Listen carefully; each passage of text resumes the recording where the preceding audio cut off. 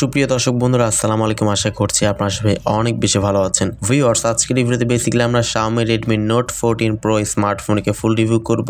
Xiaomi Redmi Note 14 Pro স্মার্টফোনটি কিন্তু global মার্কেটে লঞ্চ করা হয়েছে, আপনারা অনেকেই জানেন, এবং এই স্মার্টফোনটি কিন্তু খুব শীঘ্রই বাংলাদেশেও কিন্তু লঞ্চ করা হবে। ফোনটি কিছু হাইলাইটেড ফিচার্স নিয়ে কথা বলতে গেলে ফোনটিতে ইউজ করা হয়েছে 6.67 ইঞ্চিসের ফুল এইচডি প্লাস রেজলিউশনের অ্যামোলেড প্যানেল, মিডিয়াটেক Dimensity 7300 এর একটি most gaming powerful chipset, 12GB র্যামের সাথে 512GB ইন্টারনাল স্টোরেজ এবং ব্যাক সাইডে 50 মেগাপিক্সেলের 4K ক্যামেরার সুবিধা, 5500 মিলিঅ্যাম্পিয়ার ম্যাসিভ ব্যাটারি সেটআপের সাথে থাকছে 45 ওয়াট ফাস্ট চার্জিং সুবিধা। আরো থাকছে উল্লেখযোগ্য ফিচার। তো Xiaomi Redmi Note 14 Pro স্মার্টফোনটি বাংলাদেশের বাজারে কবে লঞ্চ হবে এবং কত প্রাইস রেঞ্জে লঞ্চ হতে পারে সমস্ত কিছু এই ভিডিওতে বিস্তারিতভাবে আলোচনা করার চেষ্টা করব। অবশ্যই ভিডিওটি সম্পূর্ণ ওয়াচ করবেন। ভিডিওটি শুরু করার আগে আপনি যদি এখনো পর্যন্ত আমাদের পরিবারের সদস্য না হয়ে থাকেন, সাবস্ক্রাইব করে পাশে বেল আইকনটি অল সিলেক্ট করবেন পরবর্তী প্রত্যেকটি ইন্টারেস্টিং ভিডিওর আপডেট সবার আগে পাওয়ার জন্য। চলুন তাহলে শুরু করে দিই আমাদের আজকের ভিডিও। দর্শক বন্ধুরা, ফার্স্ট অফ অল স্মার্টফোনটি ডিজাইন এবং লুকস নিয়ে কথা বলতে গেলে স্মার্টফোনটির ফ্রন্টে মিডল পাঞ্চল ইউজ করা হয়েছে এবং ব্যাক সাইডে কিন্তু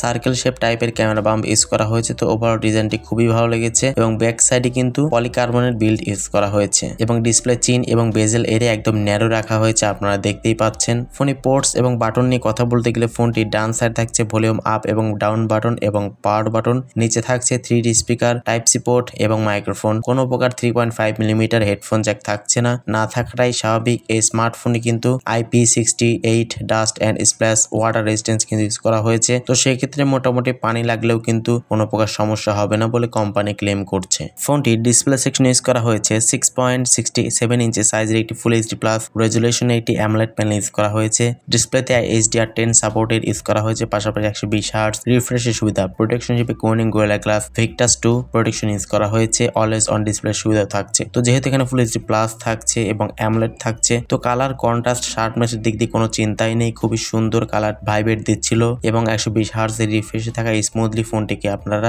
রান করতে পারবেন। ফোনটির পারফরমেন্স ইউজ করা হয়েছে অ্যান্ড্রয়েড 14 এর সুবিধা, আপ টু 3 মেজর অ্যান্ড্রয়েড আপগ্রেডের সুবিধা কিন্তু ইউজ করা হয়েছে। মিডিয়াটেক Dimensity 6000 একটি আল্ট্রা সিরিজের গেমিং চিপসেট ইউজ করা হয়েছে, যেটি হচ্ছে 4 ন্যানোমিটারের ফেব্রিকেশনে বিল্ড করা এবং এর জিপিইউ হচ্ছে Mali G615। এই স্মার্টফোনে আপনারা বেশ কয়েকটি র্যাম রোম ভেরিয়েন্ট পেয়ে যাবেন, 8/128GB ভেরিয়েন্ট, 8/256 এবং 12/256 এবং 12/512GB বেশ কয়েকটি র্যাম রোম ভেরিয়েন্ট আপনি স্মার্টফোনে পেয়ে যাবেন এবং এর ইএফএস টাইপ হচ্ছে 2.2 ইউজ করা হয়েছে। ফোনে ক্যামেরা সেকশনে বলতে গেলে ফোনের ব্যাক সাইডে 3টি ক্যামেরা থাকছে। মেইন ক্যামেরা হচ্ছে 50 মেগাপিক্সেল, সেকেন্ড ক্যামেরাটি 8 মেগাপিক্সেল, এটি আলট্রা সেন্সর, এবং থার্ড ক্যামেরাটি হচ্ছে 2 মেগাপিক্সেল একটি ম্যাক্রো লেন্স ইউজ করা হয়েছে এবং ফ্রন্টে থাকছে 20 মেগাপিক্সেল একটি ক্যামেরা। ফোনে ব্যাক ক্যামেরা দিয়ে আপনারা সর্বোচ্চ 4K তে 30 ফ্রেম পার সেকেন্ডে ভিডিও রেকর্ডিং করতে পারবেন এবং ফ্রন্ট ক্যামেরা দিয়ে সর্বোচ্চ 1080p 30 ফ্রেম পার সেকেন্ডে ভিডিও শুট করতে পারবেন। এছাড়াও ফোনেতে থাকছে লাউড স্পিকার, থাকছে না কোনো প্রকার 3.5 মিলিমিটার হেডফোন জ্যাকের সুবিধা, আপনাকে type C to 3.5 millimetre converter অথবা ব্লুটুথ হেডফোনের সহযোগিতা নিতে হবে এবং স্মার্টফোনতে USB টাইপ সি পোর্টের সুবিধা পাচ্ছেন এবং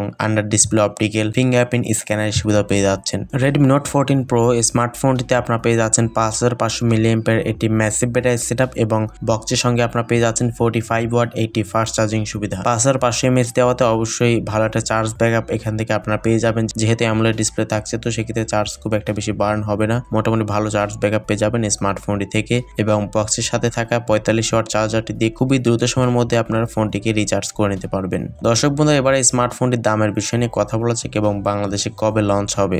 এই ফোনটি যদি বাংলাদেশে আসে তাহলে বাংলাদেশে কিন্তু অফিসিয়ালি না আসার সম্ভাবনাই বেশি, আনঅফিসিয়ালি আসার সম্ভাবনাই বেশি রয়েছে। তবে আনঅফিসিয়ালি আসলে স্মার্টফোনটি 2025 সালের প্রথম দিকেই কিন্তু ফোনটি বাংলাদেশে আনঅফিসিয়ালি লঞ্চ হবার একটি পসিবিলিটি রয়েছে এবং বাংলাদেশে লঞ্চ হলে ফোনটির প্রাইসটি হতে পারে সম্ভবত 30,000 টাকার আশেপাশেই ফোনটি বেস ভেরিয়েন্টের প্রাইসটি হতে পারে এমনটা এক্সপেক্ট করা যাচ্ছে। এখন বাংলাদেশে লঞ্চ হলে বোঝা যাবে এক্স্যাক্টলি কত প্রাইস রেঞ্জে ফোনটি আসে। তো দর্শক বন্ধুরা, আজকের মতো এই পর্যন্তই, দেখা হচ্ছে নেক্সট ভিডিওতে। পরবর্তীতে কোন ফোনের উপর ভিডিও চান সেটাও কমেন্টস করে জানাতে পারেন। তো আজকের মতো এই পর্যন্ত, আল্লাহ হাফেজ, আসসালামু আলাইকুম ওয়া রাহমাতুল্লাহ।